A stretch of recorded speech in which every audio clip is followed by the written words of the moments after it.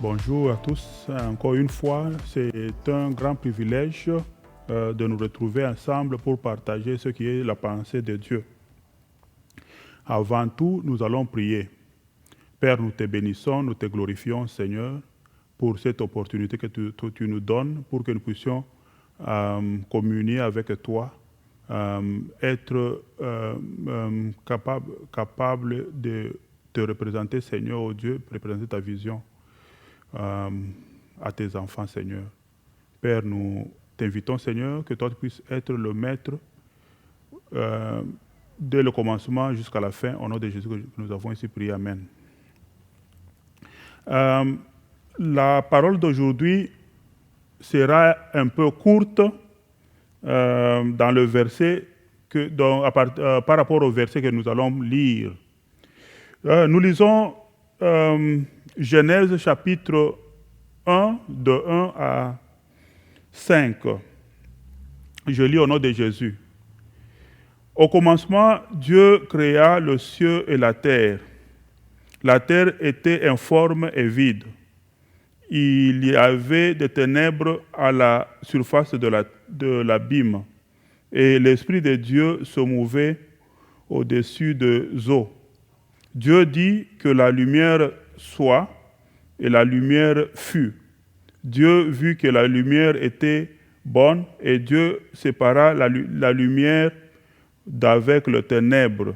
Dieu appela la lumière jour, et il appela le ténèbre nuit. Ainsi, il eut un soir et il eut un matin. Ce fut le premier jour. La Bible ici commence avec Dieu. Donc la vie a commencé avec Dieu. Tout ce que nous pouvons voir a commencé avec Dieu. Dieu, c'est celui qui a créé. Il a tout créé. Notre sujet d'aujourd'hui s'intitule Seul Dieu est Dieu. Seul Dieu est Dieu. Il n'y a aucun autre Dieu, il n'y a aucune autre personne, il n'y a aucun autre objet qui puisse s'égarer à notre Dieu. Seul Dieu est Dieu. Tout ce que nous voyons, tout ce que nous ne pouvons pas voir, tout ce que nous ne pouvons pas s'imaginer qui existe, Dieu a créé tout ça. Il n'y a rien que Dieu n'a créé qui existe. Parce que il y a des choses, il y a des genres d'animaux, il y a des genres de choses que nous ne pouvons pas voir parce que nous sommes limités. Peut-être nous sommes en Afrique et ces animaux sont en Europe. Il y a des animaux qui sont en Amérique, qui ne peuvent pas vivre en Afrique. Cela ne signifie pas que ces animaux n'existent pas, ils existent. Tout ce que tu peux voir, selon l'endroit où tu es, selon le continent où tu es, Dieu a créé. La Bible dit, au commencement, Dieu créa le ciel et la terre. Au commencement, au commencement, Dieu crée le ciel. Les cieux, ici, la Bible est en train de multiplier les cieux. Tous les cieux qui peuvent exister, c'est Dieu qui les a créés. Et toutes les planètes qui peuvent exister, c'est Dieu qui les a créées. Et tout ce qui existe au-delà de notre vision, au-delà de notre connaissance, mais qui existe, Dieu les a créés. Et la Bible dit, Dieu a tout créé pour lui, par lui-même, et pour sa propre gloire. Dieu a créé le monde pour sa gloire. Tout a été créé par lui, pour lui et pour sa gloire. Il n'y a rien qui n'existe sans que Dieu ne l'ait créé. Tout ce que nous pouvons, tout ce que nous ne pouvons pas voir, tout ce que nous pouvons voir, tout ce que nous pouvons toucher, tout ce que nous ne pouvons pas voir, tout ce que nous ne pouvons pas toucher, tout ce que nous pouvons sentir, tout ce que nous ne pouvons pas sentir, existe parce que Dieu les a créés. Et Dieu a créé toi et moi. Il nous a tous créés. Les cieux et la terre sont soumis à la puissance et à son pouvoir. Nous voyons le ciel, nous voyons les eaux, nous voyons la lune, nous voyons le soleil. Toutes ces choses-là sont soumises à Dieu. Jamais nous ne voyons le soleil s'opposer à Dieu. Le soleil fonctionne de la façon dont Dieu a créé jusqu'à ce jour. Il y a des milliers d'années. Parce que le ciel et la terre sont tous soumis à la puissance et à son pouvoir. Cela, nous pouvons le lire dans le verset 2 qui dit « La terre était informe et vide, il y avait des ténèbres à la surface de la terre, et l'Esprit de Dieu se mouvait au-dessus des eaux. » L'Esprit de Dieu se mouvait au-dessus des eaux. Donc, tout ce que Dieu a créé, le ciel et la terre sont soumis à sa puissance et à son pouvoir. L'Esprit de Dieu était au-dessus des eaux et il mouvait. Ici, je voudrais insister, ouvrir une parenthèse ici. La Bible dit « La terre était informe et vide ». À ce temps-là, la terre n'avait pas de forme. Et même si on amenait quelqu'un à venir voir ce que la terre était, il n'aurait pas vu parce que la terre était toute couverte par les eaux. La terre était couverte par les eaux. On ne pouvait pas voir. Mais Dieu, dans la profondeur des eaux, Dieu a vu la terre. Quel mystère! Dieu a vu la terre dans la profondeur des eaux. Malgré que cette terre ici était vide et informe, Dieu l'avait vue. Dieu l'avait vue. Dieu a vu cette terre. Elle était informe, elle était vide et elle était toute couverte par les ténèbres. Et elle se présentait comme une abîme. Elle se présentait comme une abîme. Donc les eaux étaient conservées à une seule place. Donc Dieu pouvait conserver de l'eau à une seule place. Parce que la Bible décrit cette forme-là. La Bible décrit la terre, elle la décrit comme une abîme, un trou. Donc Dieu était au-dessus et Dieu voyait tout ce qu'il créait là, la terre et le ciel, comme un abîme. Dieu était au-dessus des eaux. Et quand Dieu intervient ici, il crée la lumière. Et il crée la lumière et au verset 4, Dieu vit que la lumière était bonne. Ce que la terre avait besoin, c'était la lumière, c'était Dieu. Et Dieu a vu que le ciel et la terre avaient besoin de la lumière et Dieu crée la lumière. Au verset 4,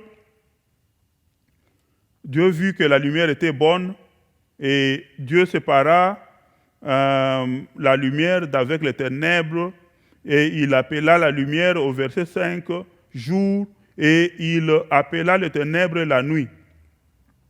Ainsi, c'était le premier jour. Tout ce que nous pouvons voir ici, dans ce verset ici, tout ce que nous pouvons voir dans ce monde, la technologie, la création des hommes, tout ce que nous pouvons voir, tout ce qu'ils peuvent faire, Dieu est un grand technicien. Dieu est le grand technicien. Et tout ce que nous voyons ici dans ce monde est copié de Dieu. On utilise ce que Dieu a fait pour faire ce que l'on peut faire. Parce que Dieu est un grand technicien. Voici, il a créé la terre, il a créé le sous-sol, il a créé les eaux, il a créé tous les animaux qui vivent dans l'eau, il a créé tous les animaux qui vivent dans l'espace et il a créé cet espace qui n'est pas soutenu. Cet espace n'est pas soutenu par aucun matériel. L'espace est tel qu'il est. Qui peut faire comme Dieu? Personne ne peut faire comme Dieu. Nous ne pouvons même pas comparer, nous ne voulons pas comparer les hommes à Dieu. Dieu est un grand technicien. Ce qu'il a créé, personne ne peut créer. Le commencement, c'est Dieu. Dieu est le commencement. La Bible commence par Dieu. Et dans nos vies, il faudrait que nous commencions avec Dieu. Parce que la vie, ta vie telle qu'elle est là, si tu n'as pas Dieu, tu n'as pas de forme. Si tu n'as pas Dieu, ta vie n'a pas de sens. Il faudrait que tu invites Dieu afin que ta vie ait de sens. Au commencement, Dieu, c'est le commencement. Dieu, il est le commencement de tout aux cieux, des cieux, à la terre et partout. Si ta vie n'a pas de forme et elle est insensée, sache que l'Esprit de Dieu se mouve au-dessus de ta vie, attendant son invitation. Dieu ne peut pas venir s'efforcer dans ta vie. Dieu ne peut pas venir te forcer pour que tu puisses l'accepter. Dieu a donné la liberté à l'homme. C'est à toi de l'inviter.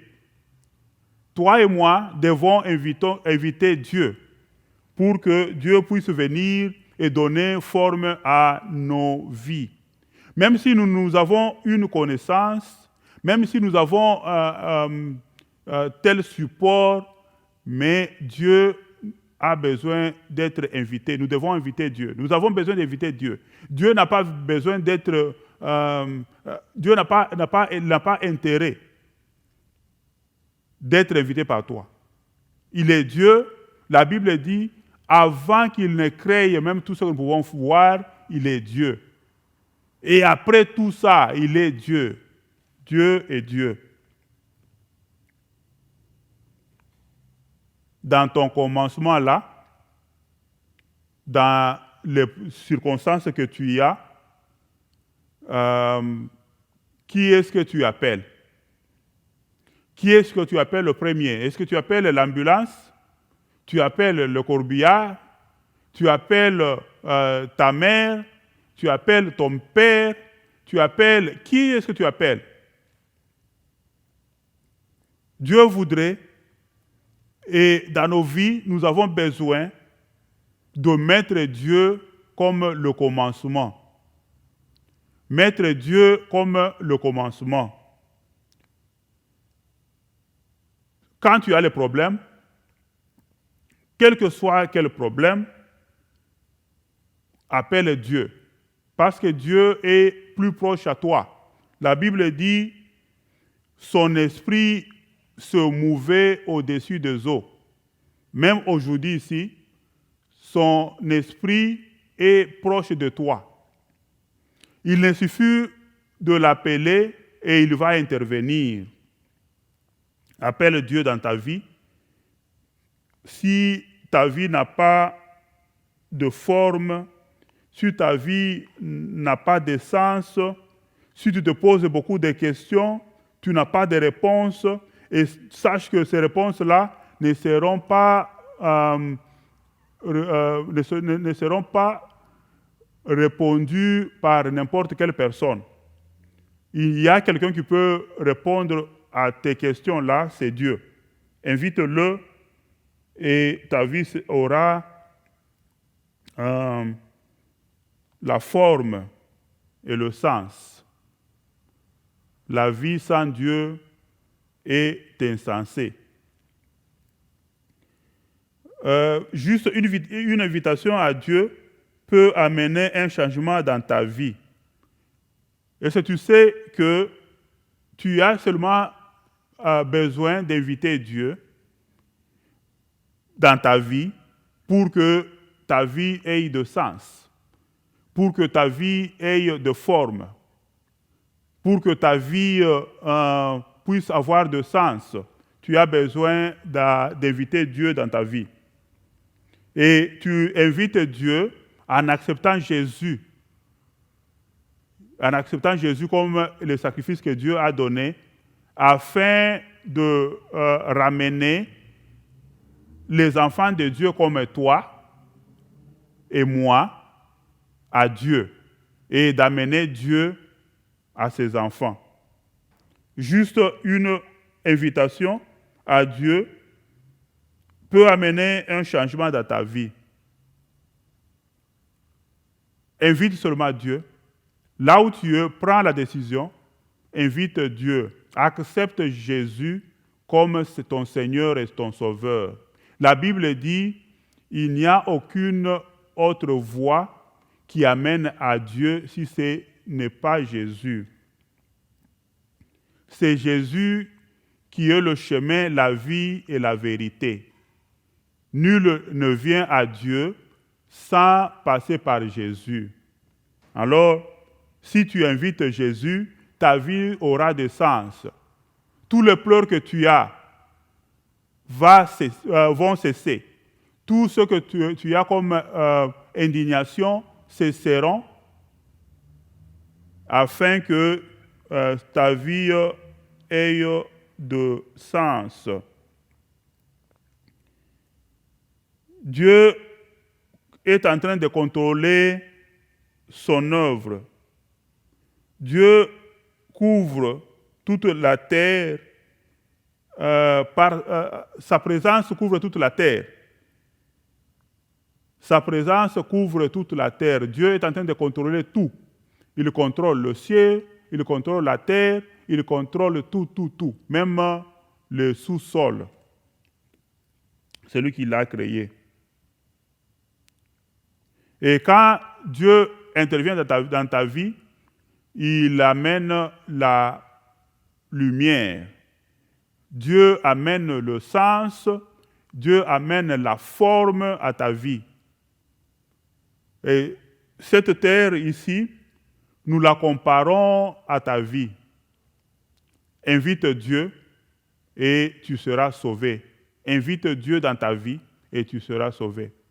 Même si tu te sens maître de ta vie, sache que il y a quelqu'un à qui tu appartiens. Tu appartiens à Dieu. La Bible dit, Dieu a créé tout ce qu'il a créé pour lui-même, par lui-même et pour sa propre gloire. Donc, il suffit que tu l'invites et pour que tu puisses se réjouir de ta vie. Et quand il intervient, il amène toute la joie que nous ne pouvons pas concevoir. Il est Dieu. Qui est-ce que tu appelles quand tu as des problèmes? Qui est-ce que tu appelles quand tu as des questions? Qui est-ce que tu appelles quand il y a quelque chose qui te fait pleurer? Qui est-ce que tu appelles? Appelle Jésus. Il est présent. Il est à tes côtés. Il est en train d'attendre ton invitation afin qu'il puisse intervenir dans ta vie. La vie n'est pas faite pour l'argent. L'argent n'amène rien. La vie n'est pas faite pour l'orgueil. La vie n'est pas faite pour toutes choses que nous pouvons nous imaginer. La vie est faite pour Dieu. Dieu a créé la vie, Dieu a créé le ciel, Dieu a créé tout ce qu'il a créé là. Il l'a créé pour lui-même, par lui-même et pour sa gloire. Et pour que ta vie ait des sens, pour que ta vie ait des formes, pour que ta vie cesse d'être obscure, invite Dieu. Et il est prêt à te sauver. Amen.